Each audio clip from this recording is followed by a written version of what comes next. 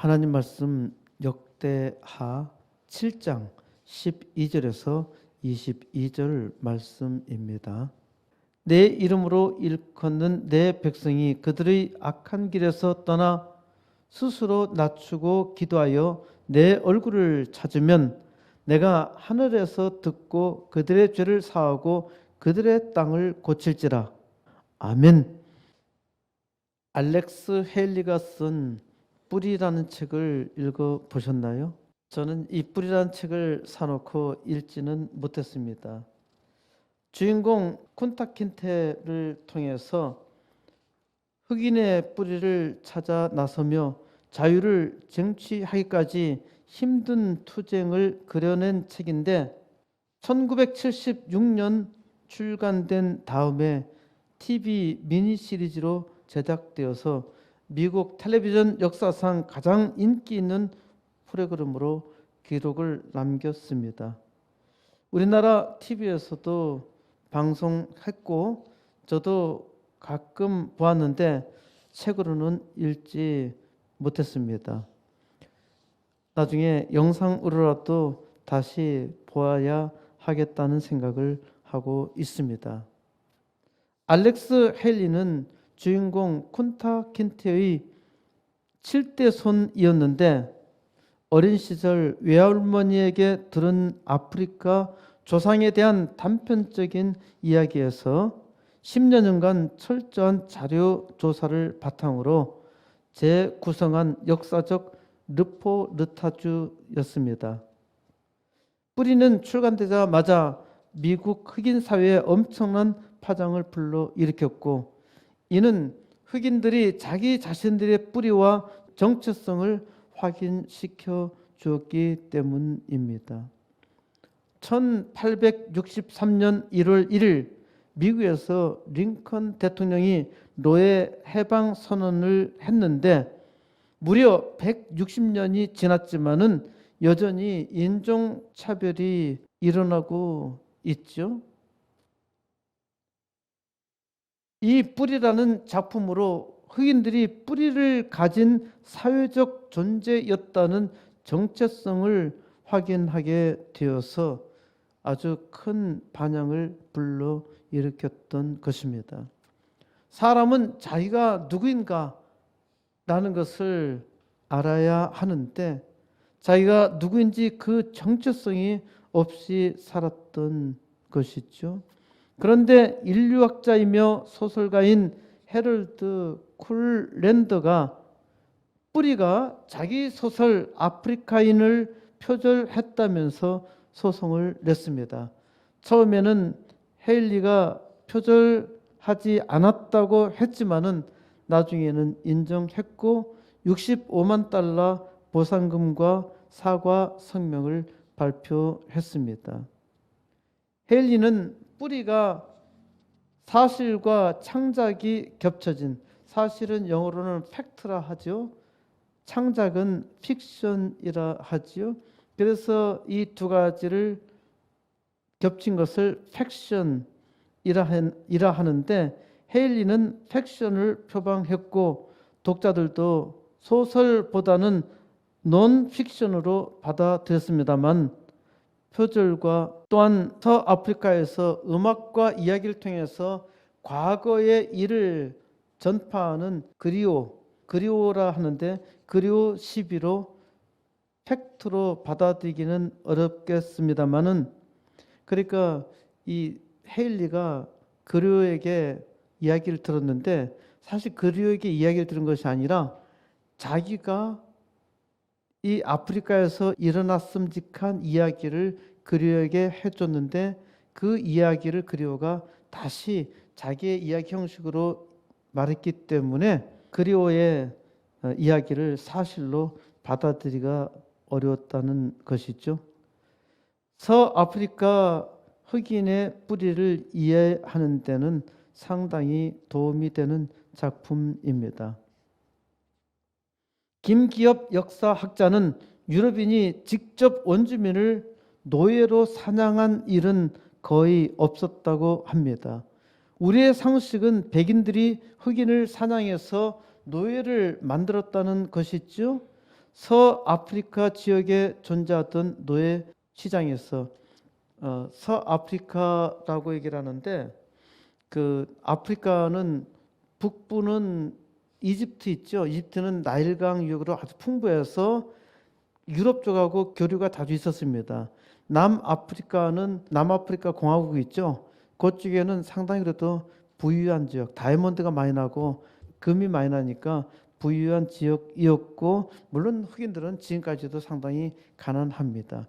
이 서아프리카, 중앙아시아에서 주로 이제 서쪽이 강이 많이 발달돼서 서쪽으로 원주민들이 많이 살았는데, 이 서아프리카에 있는 사람들이 그 착취와 노예 사냥의 대상이었던 것이죠. 그러니까 백인들은 서아프리카 지역에 있던 노예 시장에서 구매했다는데, 이따금 유럽인의 노예 포획 시도를 할 때 현지의 권력자들이 격렬하게 저항했는데, 이는 자기네 밥그릇 때문이었다고 합니다. 10에서 17세기 사이에 이슬람 세계로의 노예 반출은 1,500만 명 정도로 추산되고 있고, 16세기에서 18세기에는 1,200만 명 정도로 추산되는데, 당시 서아프리카의 인구가 1,000여만 명으로 추정하는데, 그러면은 5명 중 1명이 노예로 끌려갔다는 말이 됩니다. 아프리카를 암흑 대륙이라고 하는데, 이는 아프리카 원주민의 피부색이 아니라 이들의 과거를 밝히기 어렵다는 문제 때문에 붙은 이름이라고 합니다. 아프리카가 역사가 없기 때문에 암흑 대륙이었다는 것이죠. 그래서 무려 1,000년 동안 노예로 팔려갔던 것입니다. 어떻게 1,000년 동안 노예로 팔려갔을까요? 이는 역사가 없었기 때문입니다. 역사가 없었던 것은 아니죠. 역사가 없었다고 말하는 것은 역사적 기록이 없었다는 것입니다. 역사적 기록이 없었다는 것은 역사적 정체성이 없다는 것입니다. 대체 역사적 기록이 없다는 것과 1,000년의 노예 역사와 무슨 상관이 있을까요? 아프리카 원숭이들은 아주 오래전부터 있었죠. 이들에게는 역사가 없습니다. 그러니까 정체성도 없고 아주 많은 원숭이가 잡혀가 죽어도 기억에도 없지요. 잠시 불행할 뿐입니다. 이 비유가 이해되나요? 유대인들과 같이 세계를 떠돌아다닌 집시는 지금까지도 여전히 역사가 없습니다. 이들은 집시로 떠돌아다닐 뿐이죠.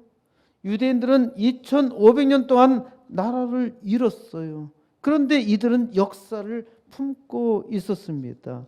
그래서 1948년 다시 이스라엘 국가를 세우고 지금 아주 부강한 나라로 설 수 있었던 것이죠.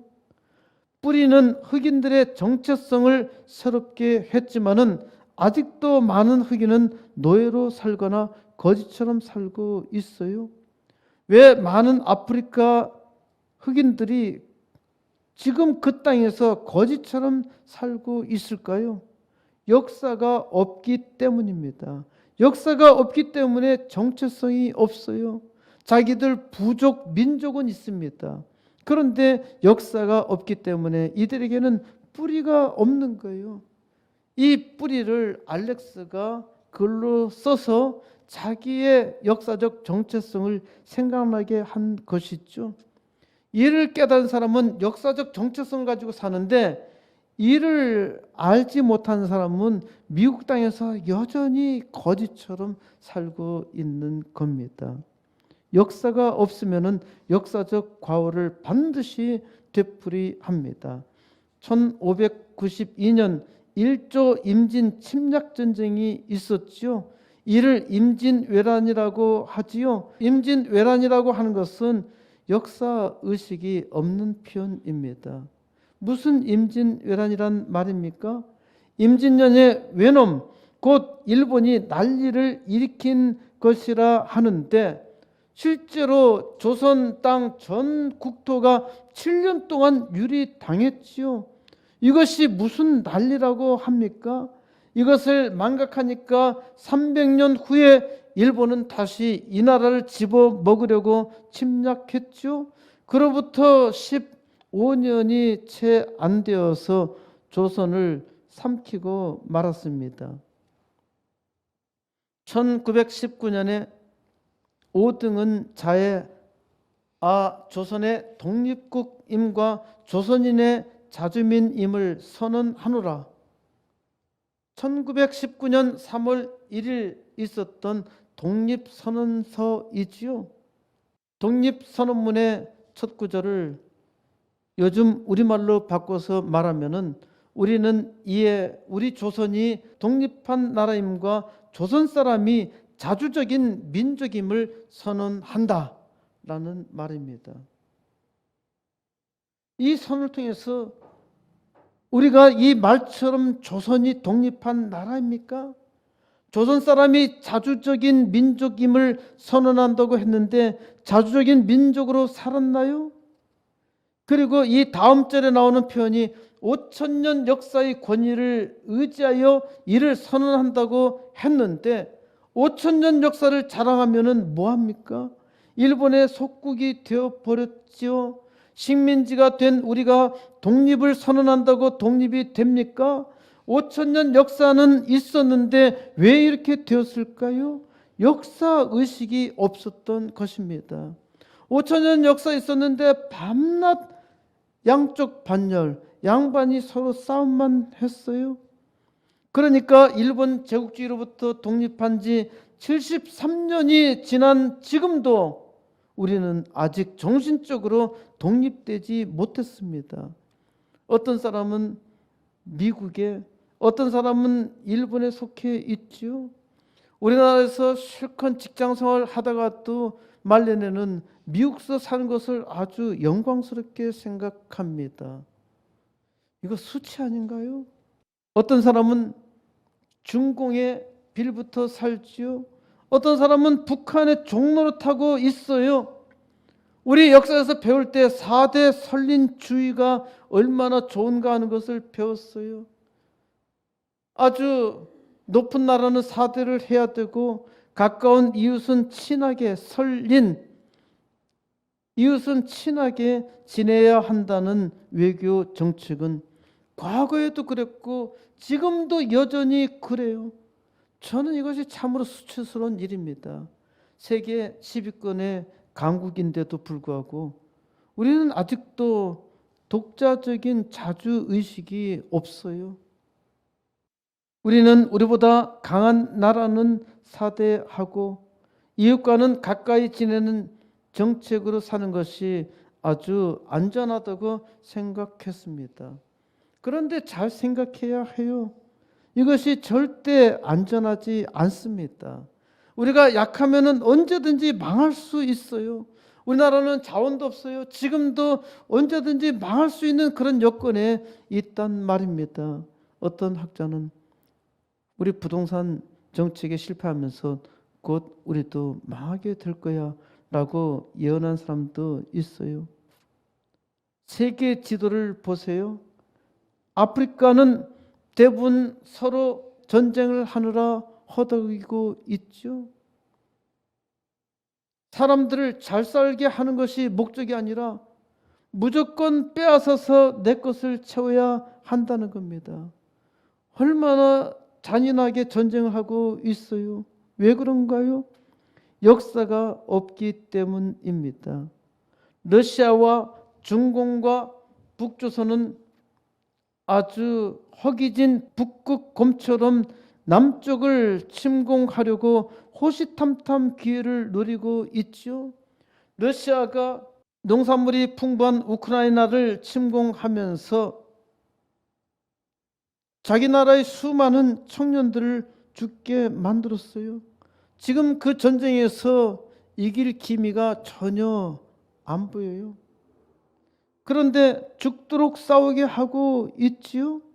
왜 그런가요? 역사 의식이 잘못된 것입니다. 미국을 위시한 많은 자유주의 국가를 보세요. 이들은 폭력을 행사하면은 총을 쏴서라도 금지시키죠. 이 나라의 좋은 점이 무엇입니까? 이들 나라의 좋은 점이 무엇입니까? 누구에게든 성공할 기회가 있잖아요. 누구든 꿈을 이룰 수 있어요. 그런데 우리나라를 보세요. 위에는 북조선, 그리고 중공과 러시아, 우리를 호신탐탐 노리고 있지요.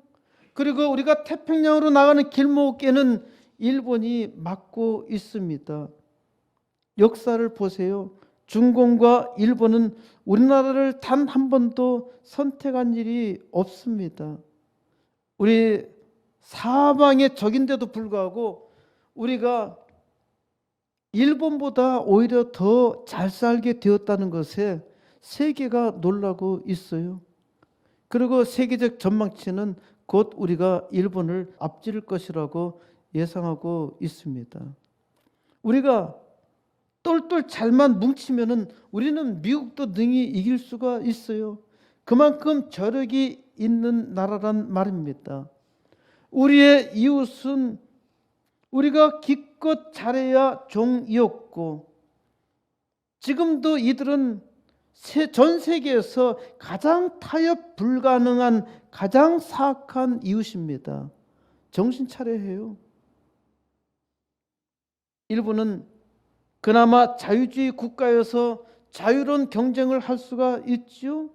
우리가 문화와 일부 기술에서는 일본보다 우위를 차지하고 있는데, 중공은 지금껏 우리 거를 도둑질 해갖고 우리의 경제를 위협하고 있잖아요.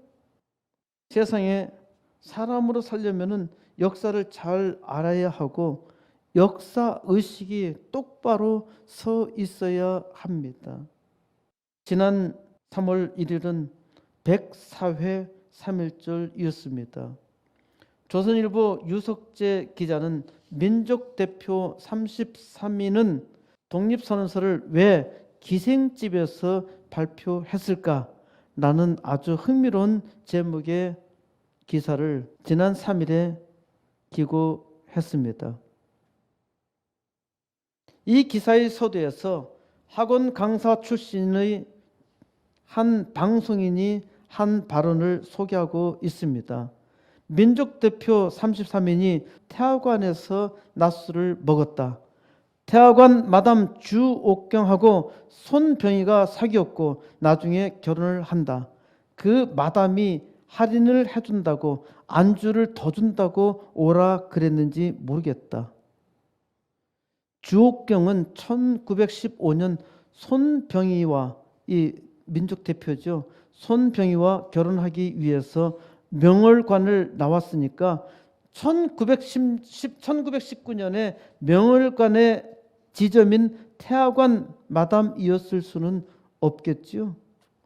주옥경은 독립운동의 숨은 공신이자 여성운동의 선구자로 평가되는데, 주옥경을 마담이라 말한 것은 악의적으로 비하한 것이죠. 악의적 편집으로 두 가지 오해가 있습니다. 첫 번째는 왜 민족 대표 33인은 기생집에서 독립선언서를 발표하였나? 둘째로 민족 대표가 일본 경찰에 연락하여 자수하였다. 박찬승 한양대 교수는 1919년 태화관의 독립선언식과 민족 대표라는 제목의 논문을 발표했는데, 33민 중에 한 명인 권동진이 경성지방법원 예심에서 독립의 선언은 3월 1일 오후 2시 서울 파고다 공원에서 낭독하여 발표하기로 했다고 진술했습니다. 이때 고종 황제의 국장 때문에 많은 사람들에게 알리기 좋은 장소라 파고다 공원을 선택한 것이라 했습니다. 그런데 거사 하루 전날인 2월 28일 손병희의 집에서 열린 민족 대표의 사전 모임에서 학생들이 이 사실을 미리 알고 있어서 200여 명이 모이게 될 것인데 학생들이 소란을 일으킬 우려가 있다고 했습니다. 파고다 공원에서 발표할 경우 학생들이 일본 경찰과 충돌할 것이 우려되었고 또 서울 시내 중심부에 있으면서 많은 사람이 입장할 수 있고 비밀리에 독립선언서를 발표할 수 있는 장소로 태화관을 택하여 손님으로 위장했던 것입니다. 이때 오후 2시 전에 학생들은 장소 변경에 대해서 항의를 하고 돌아갔고 2시 정각에 독립선언문이 배포되었습니다. 선언문 낭독은 하지 않았고 거기 참석한 대표자들은 눈으로 선언문을 읽었습니다. 그때 한용운이 일어나 우리들은 이미 독립선언을 했으므로 목적을 달성했다라는 내용의 연설을 했고 일동은 기립해서 독립만세를 삼창했습니다. 이 무렵에 최린이 인력거 일꾼을 통해서 종로 경찰서에 선언문을 보냈습니다. 일본 경찰은 민족 대표들이 어디 있는지 전혀 알지 못했는데 그 선언문이 태화관으로부터 배송되었다는 것을 알아내고 일본 경찰이 태화관에 전화를 했고 이때 전화를 받은 사람이 민족 대표들이 거기 있느냐 물어보는데 이 전화 받은 사람들이 와서 물은 겁니다. 거기 다들 뭐 있냐고 물어보는데 어떻게 대답하면 될까요? 이때 민족 대표들은 당신이 본대로 대답하시오 라고 했고 잠시 후에 경무총감부로 연행됐습니다. 민족 대표들의 역할은 나름 잘한 것이죠. 하지만 엄청난 착각을 한 것입니다. 독립선언을 한다고 해서 독립이 되나요? 독립하려면 작전을 잘 세우고 독립하는 전쟁을 해야 하죠. 많은 사람으로 하여금 평화적 시위를 하도록 유도했는데 일본 순사의 총에 맞아 죽고 또 유관순 열사처럼 잔인하게 고문당해 비참하게 죽기도 했잖아요. 이것이 민족 대표로서 할 일이었나요? 왜 그렇게 하였을까요? 역사의식이 없었기 때문입니다. 그나마 독립선언을 했다는 사실은 우리의 역사적 정체성이 있었다는 것이긴 하지요. 그런데 독립선언을 기생집에서 하고 자수하였다라고 말하는 역사 선생이 있는데 이런 사람의 역사의식의 정체는 무엇일까요? 공산당의 악의적 역사 편집입니다. 공산당은 역사부터 왜곡하는데 이런 역사를 배운 학생들이 어떤 국가의식을 가질 수 있겠습니까? 우리 아이들은 여전히 노예의식을 가진 역사의식 또는 공산주의 역사의식을 갖겠지요. 역사의식 하나 제대로 서 있지 않는데 이렇게 배운 아이들이 세계 평화와 인류 공량에 대한 아름다운 비전을 가질 수 있을까요? 파괴와 투쟁과 폭력을 근본 정신으로 빼앗아야 한다는 늑대의 모험을 강행하지 않을까요? 이제는 바뀌어야 하잖아요. 세계에서 가장 잘 먹고 잘 노는데 바꾸지 않으면 주인이 아니라 종으로 살게 되어 있어요. 역사의식을 바르게 세워야 합니다. 돼지들은 계속 우리를 기만하고 속여 종노릇하게 합니다. 그런데 민중들은 이를 전혀 깨닫지 못하니까 전투적으로 종노릇하고 있는 것입니다. 솔로몬은 이스라엘의 3대 왕입니다. 솔로몬 왕은 예루살렘 성전과 거대한 왕궁을 건축했습니다. 이스라엘 왕국의 최초로 강대한 나라의 반열에 들어섰지요. 아버지 다윗 왕이 확실하게 이스라엘 나라를 구축하는 배경을 만들었기 때문입니다. 430년간 이집트에서 종살이 하던 이스라엘 백성이 모세의 인도로 탈출했고, 그러나 하나님의 은혜에 반역하여서 광야에서 40년 동안 방황하며 살다가 여호수아와 갈렙으로 가나안 땅을 정복하였지요. 그렇게 되었으면 하나님께 감사하며 살아야 하는데 잘 먹고 잘 살아도 불만이고 우상 숭배였어요. 그러니까 역사의식이 없지요. 하나님은 이스라엘 백성이 가는 곳마다 역사를 심어 주었어요. 그런데 망각했지요. 이스라엘은 적어도 200년 이상 가나안 땅에서 살며 방황하였는데 하나님께 왕을 구하여 왕국이 됩니다. 이제 솔로몬 왕이 예루살렘 성전과 거대한 왕궁을 세웠으니까 얼마나 감개무량했겠습니까? 우리는 아브라함과 이삭과 야곱 곧 이스라엘의 후손으로 강력한 나라를 세웠다. 이방 나라들이 많은 신전을 세웠듯이 우리도 예루살렘 성전을 완공했다. 얼마나 기쁜 일이었겠습니까?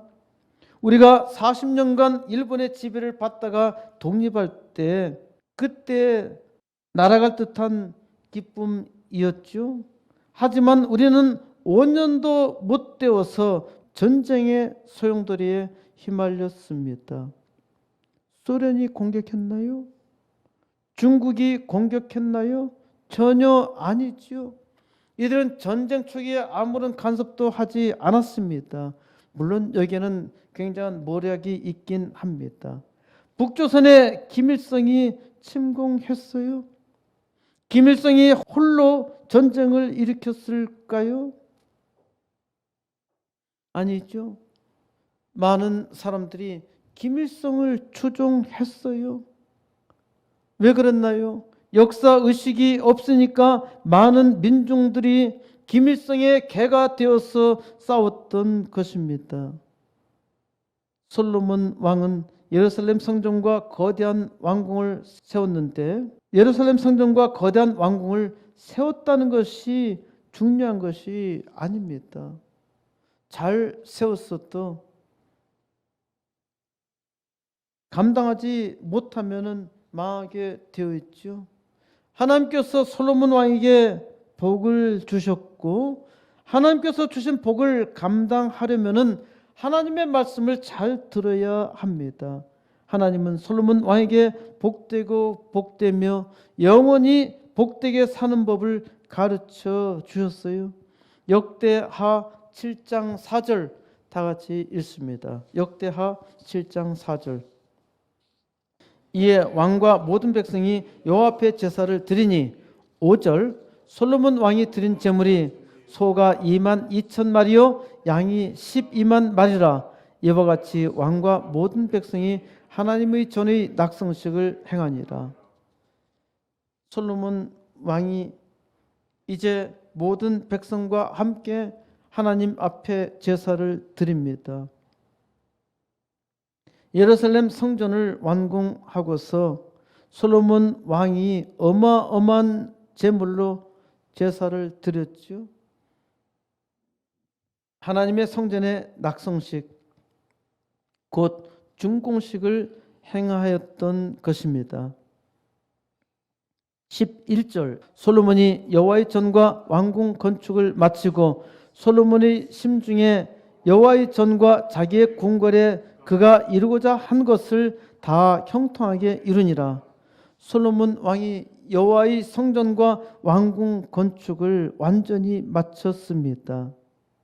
솔로몬 왕이 자기 마음에 가진 비전 그대로 여호와의 성전과 왕궁 건설을 이루었던 것입니다. 사람마다 누구나 자기 인생에서 짓고 싶어하는 집이 있지요. 나는 사자가 되겠다, 부자가 되겠다, 대통령이 되겠다, 여러 가지 자기 인생의 집을 지으려고 합니다. 저는 3월 1일 여기 서서 독립 만세를 불렀습니다. 저에게는 세 가지 독립이 있었습니다. 첫 번째는 36년간 고신대학교 교수직에서 해방되었습니다. 둘째로 퇴직 일시금으로 모든 빚을 다 갚았습니다. 그래서 두 번째는 빚에서 독립한 것입니다. 세 번째는 1985년 시작한 38년 된 우리 제자화 운동에서 독립되었습니다. 이제 우리 제자 운동을 그만하겠다는 것이 아니라 타이어를 갈아 끼우게 되었다는 것입니다. 많은 사람들은 은퇴하면은 인생에서 퇴장한 듯이 삽니다. 저는 퇴장해서 뒷방 늙은이로 편안하게 살겠다는 것이 아니라 이제부터 정주행할 수 있다는 것입니다. 제가 진 빚은 클랜드와 교회성장전략연구소 개척교회 후원 또 교회 개척으로 생긴 것이었죠. 이제 모든 빚 다 갚고 새롭게 부흥운동을 시작합니다. 우리 코스모스 교회도 이제 제2의 코스모스 교회를 시작합니다. 오늘이 여기서 드리는 마지막 예배입니다. 제2의 코스모스 교회는 빠른 시간 내에 주님께서 허락하신 대로 남주고 다시 이곳 장산으로 돌아올 것입니다. 부지런히 해서 남주어야 하지요. 예루살렘 성전과 왕궁보다 솔로몬 왕궁보다 비교할 수 없이 위대한 역사를 전 세계적으로 이룰 것입니다.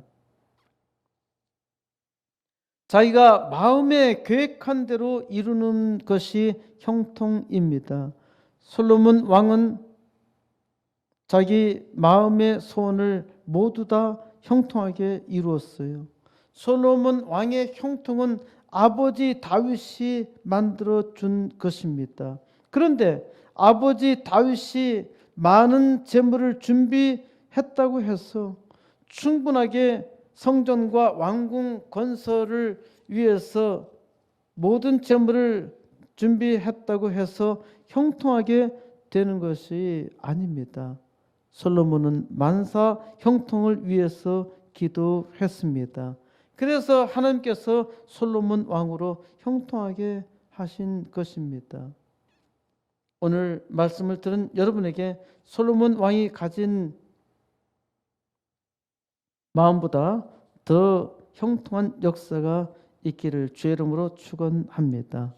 12절 밤에 여호와께서 솔로몬에게 나타나사 그에게 이르시되 내가 이미 내 기도를 듣고 이곳을 택하여 내게 제사하는 성전을 삼았으니 여호와 하나님께서 밤에 솔로몬에게 나타나 말씀하셨어요. 하나님께서 솔로몬의 기도를 들으셨다는 것입니다. 솔로몬이 무슨 기도를 드렸을까요? 이스라엘의 하나님 여호와의 이름을 위하여 성전을 건축하겠다고 선포했지요. 솔로몬은 하늘과 하늘들의 하늘이라도 하나님을 수용할 수 없는데 자기가 건축할 성전이야 어떻게 하나님을 감당할 수 있겠습니까? 솔로몬은 대신에 이런 요청을 합니다.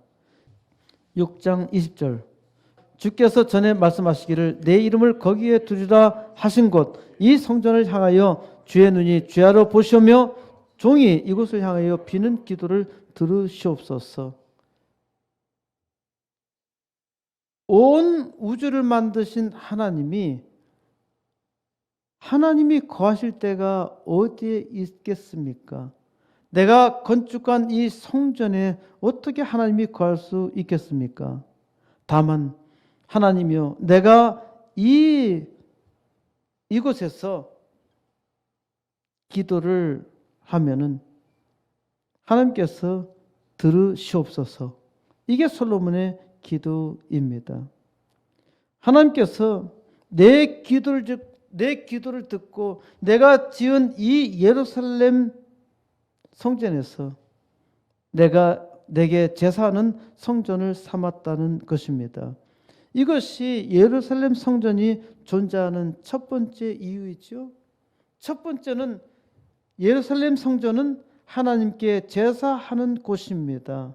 하나님께서 선택하신 장소예요. 두 번째, 예루살렘 성전의 존재 이유입니다. 7장 13절.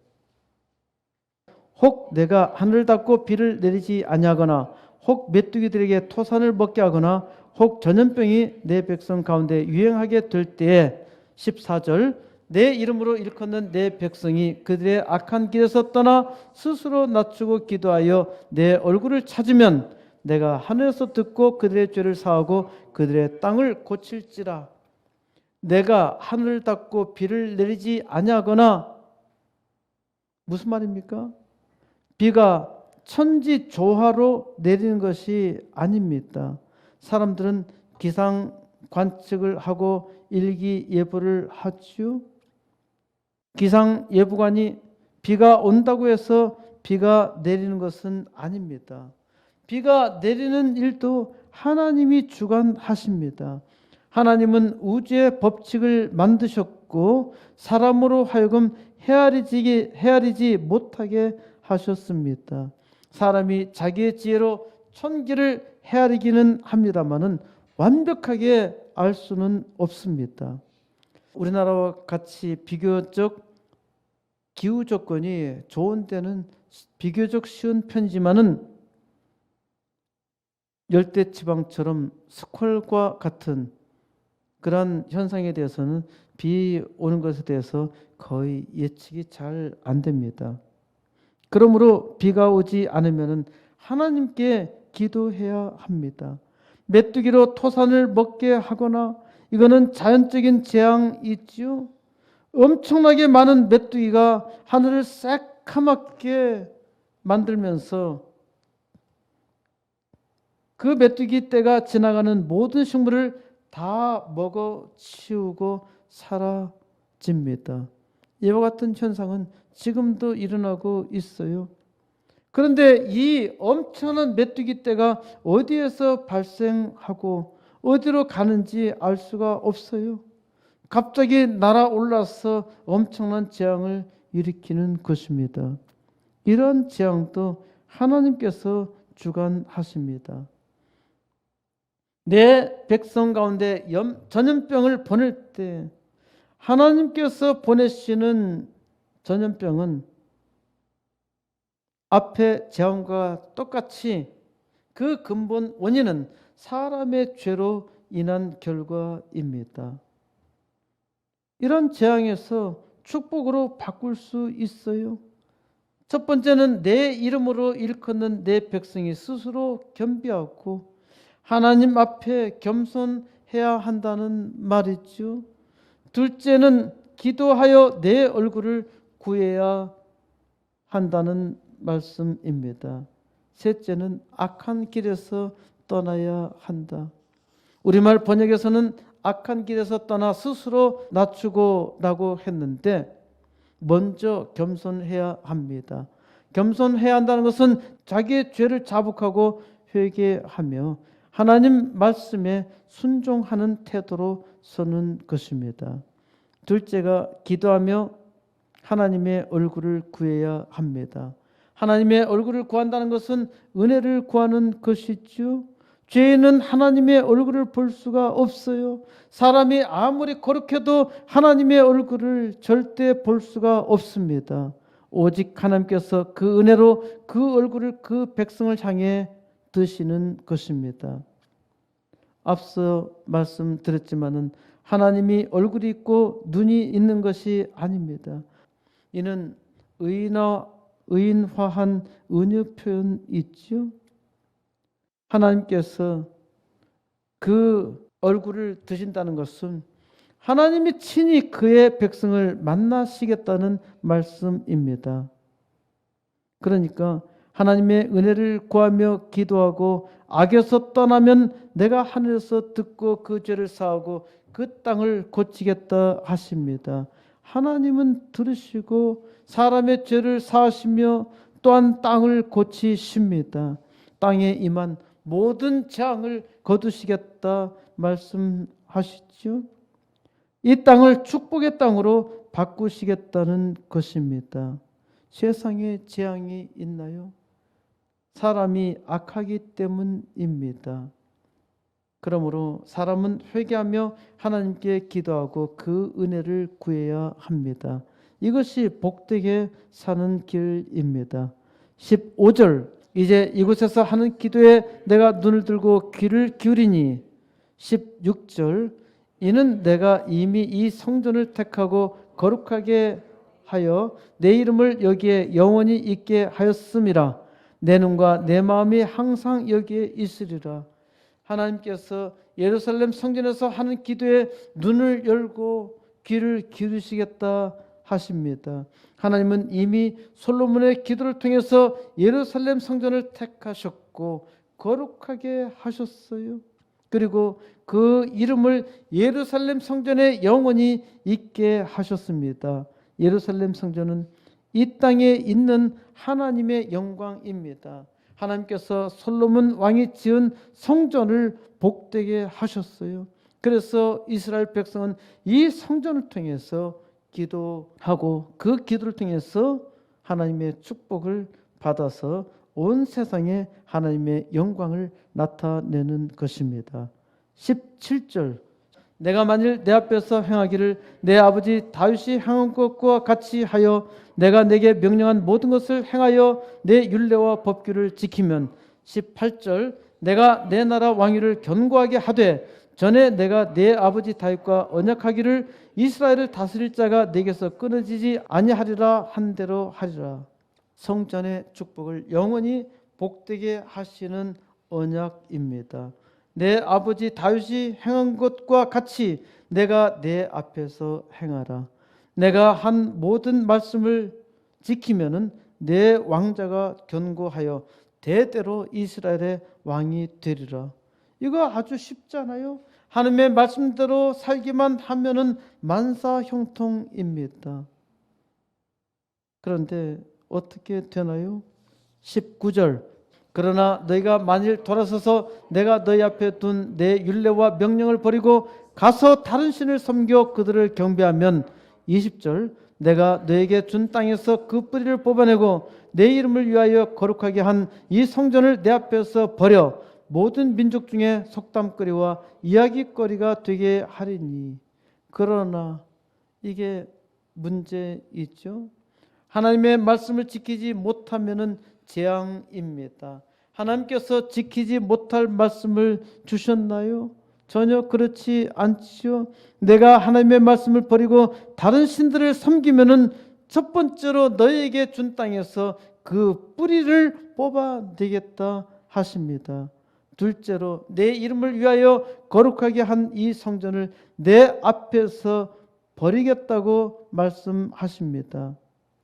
하나님의 성전인데 하나님이 버리신다? 거기에 하나님이 사시는 집이라면 절대로 버릴 수 없지요. 또 버렸다 하더라도 다른 성전을 지을 수도 있어요.